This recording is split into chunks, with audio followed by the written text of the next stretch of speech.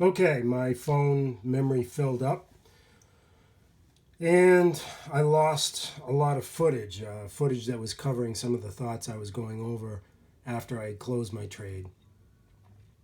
And mainly, I think I was talking about how I keep a longer term chart of the stock I'm playing, in this case TQs, off on the screen to the left. And on that screen, I have a small, well, I should say a narrow chart of the SPY, the SPY, so I can follow the S&P, and that has volume and moving averages on it. I rarely look at it, but what I do look at is a 6-month chart,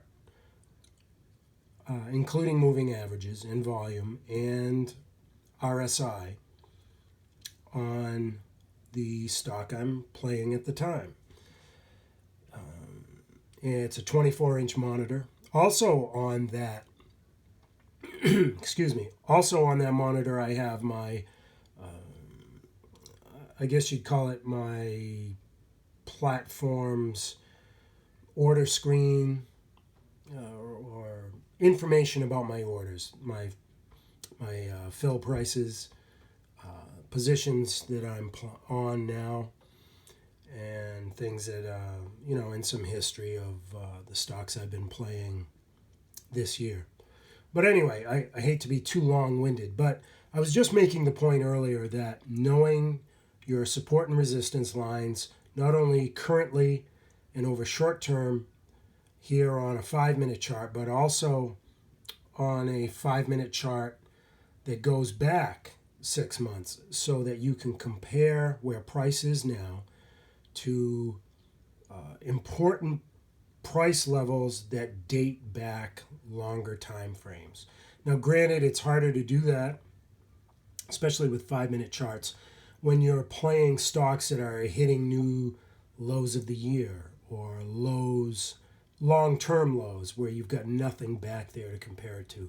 You're kind of freewheeling at that point, and you're relying basically on more recent information and just your price and volume action, plus whatever you do with your moving averages.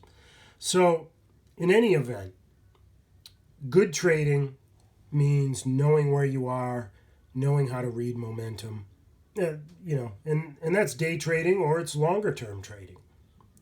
It's just you're working off different time frames. Also, on the prior video, we had talked about how price action responds when it gets back to areas where people enter and exit. And, we were just talking about that only on a longer time frame. But look what happened when price came back down to the level I got out my 250 shares. It stopped and popped up. Yes, it did continue down. Guess where it stopped? Right there. I have my my purple line that is my indicator for my cursor is sitting there. That's where I got out the bulk of my shares, my 2,000 shares. Well, look what happened. It hit it, jumped just a little, went to the next candle, and rose. So you got a nice little pop, a scalping opportunity, if you will, simply because that's an area where I got out and many other traders got out. So knowing these things is a key to being a successful trader. I said I was done, but it looks like price is dropping again. It's currently a little before 3 o'clock. So I'm going to end this video and process it, upload it, and perhaps take another trade.